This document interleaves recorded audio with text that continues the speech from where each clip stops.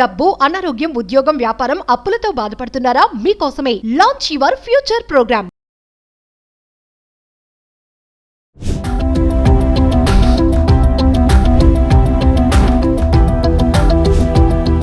నమస్తే, welcome back to Suman TV. Present మనతో పాటు ఉన్నారు TEDx speaker, legendary award winner in real estate, realtor oxygen founder and CEO doctor Nandi Rameshwar Rao గారు.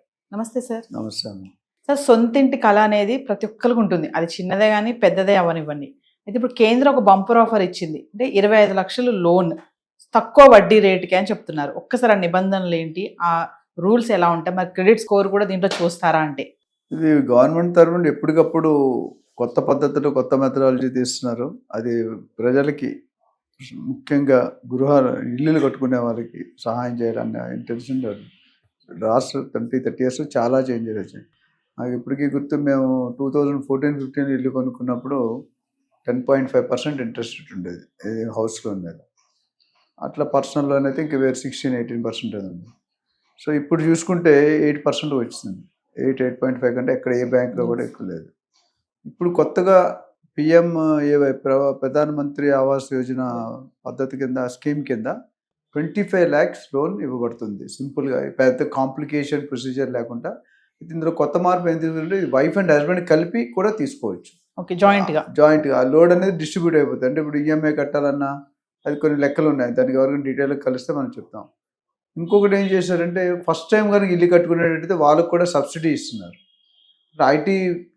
IT కూడా benefits ఉంటాయి. మీరు రిటర్న్ చేసుకోవచ్చు. ఇంత అమౌంట్ వరకు సంవత్సరానికి ఇంత మీరు కట్టిన ప్రిన్సిపల్ అమౌంట్, ఇంట్రెస్ట్ అమౌంట్లో కొంతవరకు మీకు ఐటీ ఎగ్జామ్షన్ వస్తుంది. అదే గ్రామీణ ప్రాంతాల్లో, అంటే మేబీ రూరల్ ఏరియాస్లో కట్టుకుంటే కనుక వాళ్ళకు కూడా ఒక స్పెషల్ బెనిఫిట్. అంటే దే ఆర్ ఎంకరేజ్. ఇప్పుడు ఇండస్ట్రీలో SEZs అని ఉన్నాయి, స్పెషల్ ఎకనామిక్ జోన్స్. అర్థం ఏంటి? పోచారం అంతమంది ఎప్పుడైనా విన్నారా? 10 years బ్యాక్ మీరు వినలే. ఎప్పుడు విన్నారు? ఇన్ఫోసిస్ అనే కంపెనీ వచ్చాక ఆదిబట్ల అనే TCS అనే కంపెనీ వచ్చింది. అట్లా ప్రతి SEZ, ఒకప్పుడు ఫైనాన్షియల్ డిస్ట్రిక్ట్ అంటే ఎవరు తెలియదు. తెల్లాపూరు, కొల్లూరు అన్నీ కూడా. ఇప్పుడు ఎక్కడ పడితే అక్కడ సజ్జులు, IT పార్క్స్, రహేజా మైండ్స్ ఒక సంచలనం. 100 ఎకరాల్లో అన్ని హోటల్ అన్నిటితో కూడా. అంటే అక్కడ ఇండస్ట్రీ ఒకప్పుడు IT రహేజా మైండ్స్ పెద్ద అడవి. బంజారాస్ దాటి వెళ్ళారు, జూబిలీస్ అంటే భయపడేవారు. కానీ అలాంటిది ఇప్పుడు IT పార్క్ 100 ఎకరాల్లో ఎంత బాగా వచ్చిందంటే, ప్రతి ఇండస్ట్రీ, ఒకటి పెట్టిన ఇండస్ట్రీకి ట్యాక్స్ రాయితీలు ఉంటాయి. ఇన్కమ్ ట్యాక్స్ ఉంటాయి, electricity benefit, excise duty, customs duty, ఏది వర్తిస్తే సర్వీస్ ట్యాక్స్. అంటే ఫస్ట్ 5-10 years వరకు ఏమీ ఛార్జ్ చేయరు. అంటే గవర్నమెంట్ ఇస్తే ఎంకరేజింగ్. ఆ ఏరియా డెవలప్ అవ్వాలంటే ఒక ఇండస్ట్రీ పడినా, ఒక రైల్వే స్టేషన్ పడినా, ఒక మెట్రో స్టేషన్ పడినా, ఎయిర్పోర్ట్ పడినా, బస్సు ఆటోమేటిక్ డెవలప్ అవుతుంది. అలా మీరు చూసుకుంటే పోచారం కానీ, ఇటు మన ఫైనాన్షియల్ డిస్ట్రిక్ట్ అన్నీ కూడా కొన్ని SEZ పార్కులు చాలా ఉన్నాయి. అట్లా హౌసింగ్ లోన్ కూడా సిబిల్ రేటింగ్ ఎట్లయినా చూస్తారు. Credit score of the loan తీసుకునే వాళ్ళు ఎవరైతే ఉన్నారో వాళ్ళు ఇంపార్టెంట్. మొన్న ఏం చెప్పారంటే, కొద్దిగా క్రెడిట్ స్కోర్ డివైడ్ చేయండి, మరీ స్ట్రిక్ట్గా ఉండకండి, మినిమం ఉంటే ఇవ్వండి అన్నారు ఒక లాస్ట్ టైం. ఇప్పుడు ఏమంటున్నామంటే, ఆ 25 లక్షలకి కూడా సబ్సిడీ గ్రామీణ ప్రాంతాల్లో కట్టిన వాళ్ళకి, ఫస్ట్ టైం కట్టుకున్న వాళ్ళకి, మన ఆల్రెడీ లేడీస్ పేరు రిజిస్ట్రేషన్ చేస్తే 1% తగ్గుతుందని మహిళలను ఎంకరేజ్ చేస్తున్నారు. ఎన్నట్లో మహిళలు, ఇందులో కూడా కిసే కంపెనీ, ప్రతి ఫీల్డ్లో కూడా మహిళలు ఉన్నారు. లేని ఫీల్డ్ మీరు చెప్పలేరు. చెప్పండి నాకు మహిళలు లేని. బస్ డ్రైవర్ దగ్గర నుండి, పెట్రోల్ గర్ల్ దగ్గర నుండి, ఫ్లైట్ SIS చందా coacher, CEO level, MD level దాకా కూడా ఉన్నాయి. సో లేడీస్కి ఇనఫ్ సఫిషియెంట్ సపోర్ట్ ఇస్తున్నారు, బ్యాకప్ ఇస్తున్నారు, రిజర్వేషన్ కోటా ఇస్తున్నారు. ఆల్రెడీ ఆ రిజర్వేషన్ ఎప్పుడో ఫైటింగ్ అవుతుంది. సో ఈ లోన్, ఈ 25 lakhs అనేది చాలా ఊరట. ఎందుకంటే వాళ్ళకి లోన్ కాంపోనెంట్ తక్కువ ఉంటుంది. వాళ్ళు 10 లక్షలు 15 లక్షలు సేవ్ చేసుకుంటే 40-50 లక్షలు ఒక మంచి ప్లాట్ వచ్చేస్తుంది.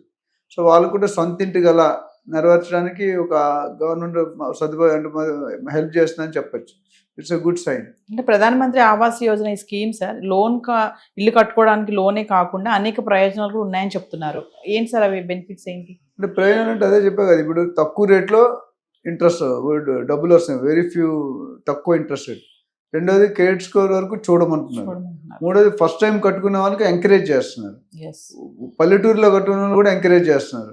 ఉమెన్ పేరెంట్ చేసుకుంటే ఎంకరేజ్ చేస్తారు. అది లోన్ కాదు, రిజిస్ట్రేషన్.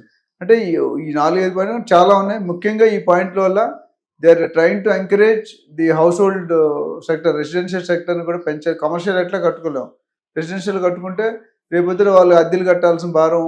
ఇప్పుడు లైఫ్లో ఏంటంటే, ఎప్పుడైనా మీరు చూసుకుంటే ఏది లేకపోయినా పర్లేదు, కారు లేకపోయినా పర్లేదు, బంగారం లేకపోయినా పర్లేదు, వెండి లేకపోయినా పర్వాలేదు, కానీ ఇల్లు లేకపోతే ప్రాబ్లం. ఎందుకంటే మీరు ఇంట్లో ఉన్నారు, కరోనా వచ్చింది, మీరు రెంట్ కట్టలేకపోయారు, ఏం చేశారు ఓనర్స్?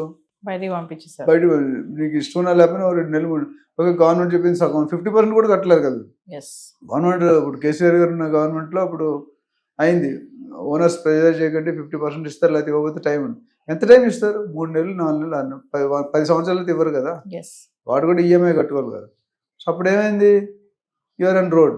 సపోజ్ మన జాగా, నేను ఎప్పుడు రియల్ ఎస్టేట్లో చెప్పేది ఏంటంటే కనీసం 100 గజాల జాగా కానీ ఒక చిన్న సింగిల్ బెడ్రూమ్ ఫ్లాట్ కానీ సింప్లెక్స్ కానీ కొనుక్కొని పెట్టుకుంటే నీకు ఇన్కమ్ లేదు, శాలరీ లేదు, బిజినెస్ పడిపోయింది, ఛానల్ పడిపోయింది, కంపెనీ పడిపోయింది అంటే కూడా పచ్చడి మీద తిరిగితే మంచిగా తాగి బతకవచ్చు. ఇల్లు లేకపోతే రోడ్డు మీద ఉండి బతకలేరు.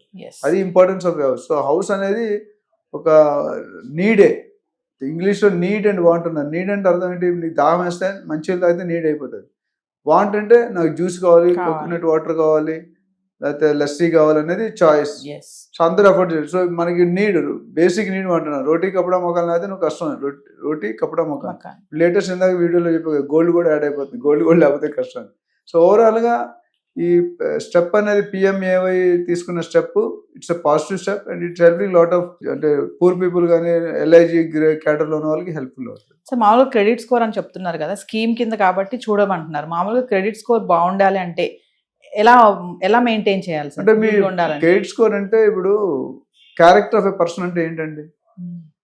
నాకు తెలిసి సింపుల్ అంటే ఎవరు లేనప్పుడు నువ్వేం చేస్తావు అది నీ క్యారెక్టర్. ఫర్ ఎగ్జాంపుల్ కమర్షియల్ షాప్కి వెళ్తున్నావు, కమర్షియల్ కాంప్లెక్స్కి రానికి ఏం చేస్తారు? కొన్ని కాంప్లెక్స్ అన్ని స్విచ్ చేస్తుంటాయి, అంతా ఎక్కడ పడితే అక్కడ స్టెప్స్ మీద ఎక్కి చూసేస్తారు. అంటే ఎవరు చూడరు కదా. అదే మెయిన్ కారిడార్లో ఉన్న ఆఫీస్లో ఉండదు.